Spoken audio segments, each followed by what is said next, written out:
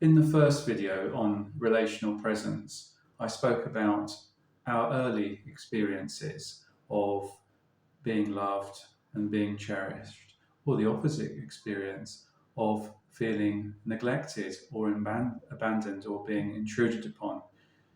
In this video, I focus more on adolescence and falling in love, and I speak about my concept of the elusive real and how our experiences of pain and heartbreak can be transmuted into something else which is more related to aspects of romanticism, such as mystery, awe, wonder, and enchantment.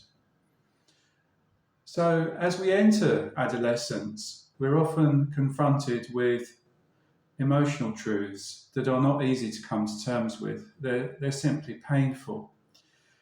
And in adolescence, it's a time of a need to individuate, and we're very much driven by fantasies of liberation from our caregivers, of their authority, their rules and regulations, which we want to break free of. And one important driver of this rebellion, is an awareness of the fallibility of our caregivers, as they can have a tendency to disappoint us, and this can become frustrating, and this can lead to feelings of resentment within us. Our cherished moments of care that we associate with our caregivers, that we hopefully do anyway, can become tarnished or feeling that they are broken in adolescence, as the idealization that we might have held towards our caregivers becomes damaged by experiences where we feel an aggression or sadness or disappointment about our relationship to our caregivers.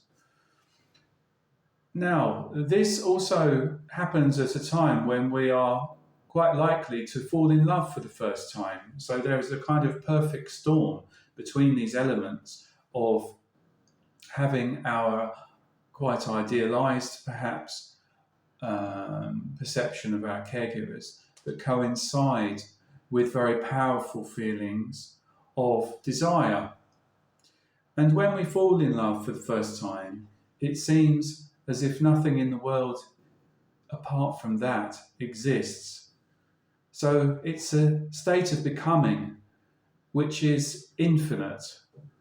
And this experience of emotional eternity is quite different from that we experience in our early years. So those years that I spoke about in the video on relational presence concerning our earliest lives, where hopefully we encounter feelings of being seen, of being validated, of being loved for the first time, a sense of being cherished. When we become adolescents, we are confronted, yes, by that emotional reality that feels harsh, that love isn't something that can be sustained forever. This is a difficult but yet very intoxicating kind of love. And when we fall in love as adolescents, we're infused with a libidinized, intoxicating abandon to which we can only surrender. But uncertainty and a sense of danger are important drivers of this form of desire. So I mean danger as a kind of precarity, that there is this sense that we know that this love isn't eternal. We need to hold on to this and to try to keep it alive.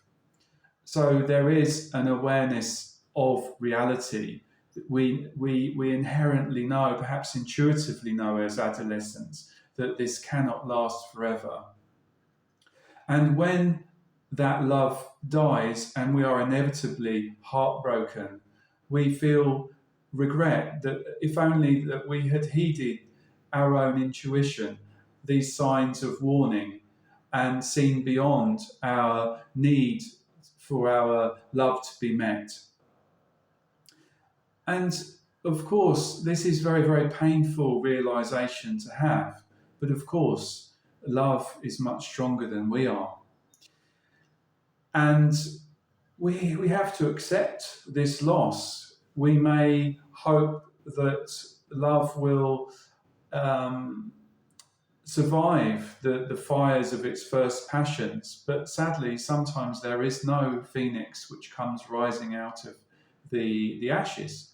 We have to come to terms with the fact that we may be longing actually for a love which relates to the kind of love we experienced when we were infants, but we are confusing two different kinds of love with each other. They're not the same.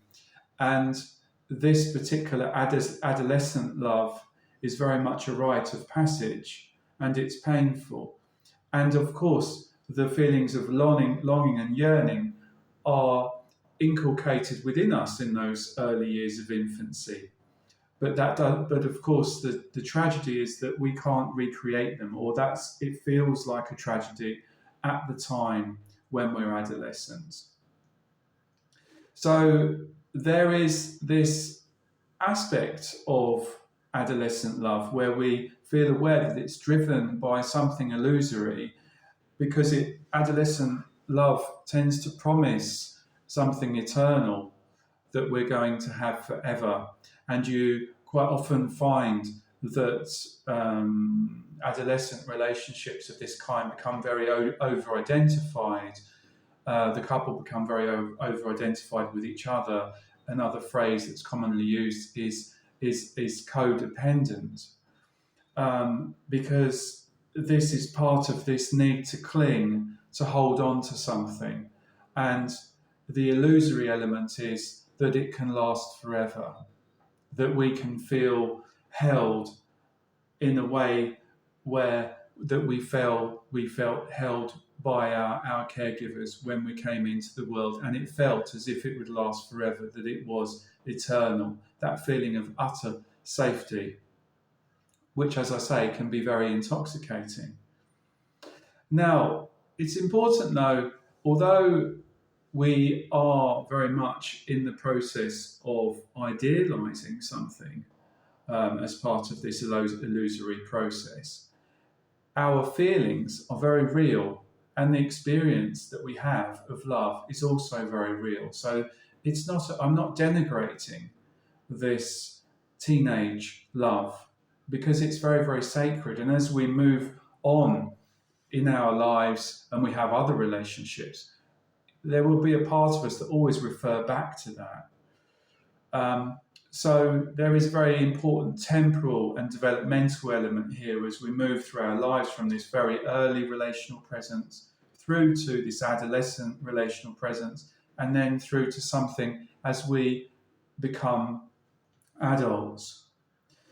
And some of the most beautiful works of art are created through this longing, this yearning for eternity.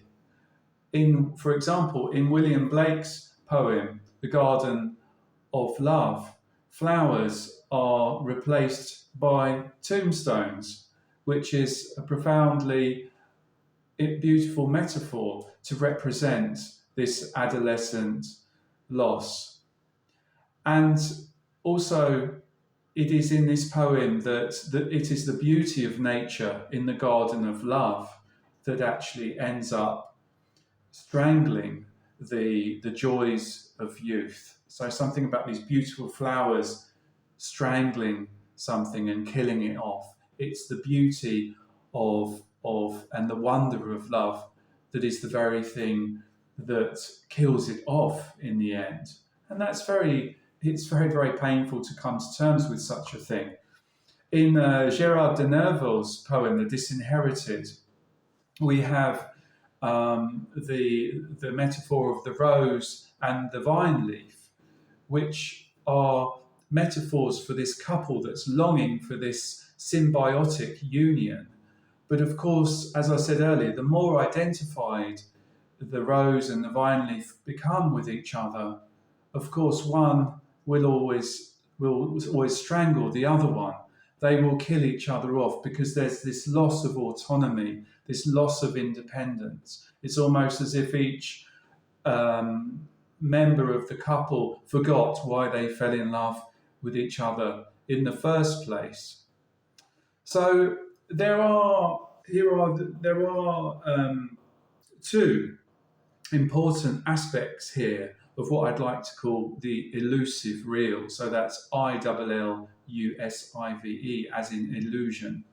So one part of it is this sense of deception, that we have fooled ourselves perhaps that by our projections onto the other person, by this codependence, by this idealization. So there is this illusory element, and yet it is by mourning and grieving, becoming aware of the way that we have become very over-identified, or we've tried to force the eternal onto the ephemeral.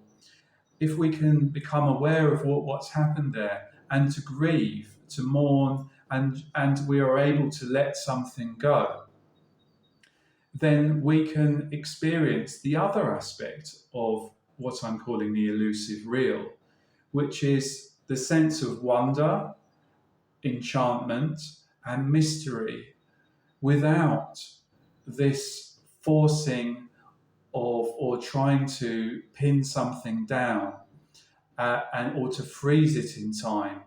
We're letting something instead be as it is. And that's where the mystery comes in, as the writer Arthur Machen always speaks about the value of mystery. And we can by having a greater reverence for the mystery of what may or may not happen in our relationships, then perhaps we can experience the illusion, the elusive real, without needing to know exactly what's going to happen or how that relation's going to be. And this doesn't mean that the love that we have will be any less profound, not at all. But it reshapes our relationship to the illusion and our relationship to romanticism and to relationships as a whole in our lives.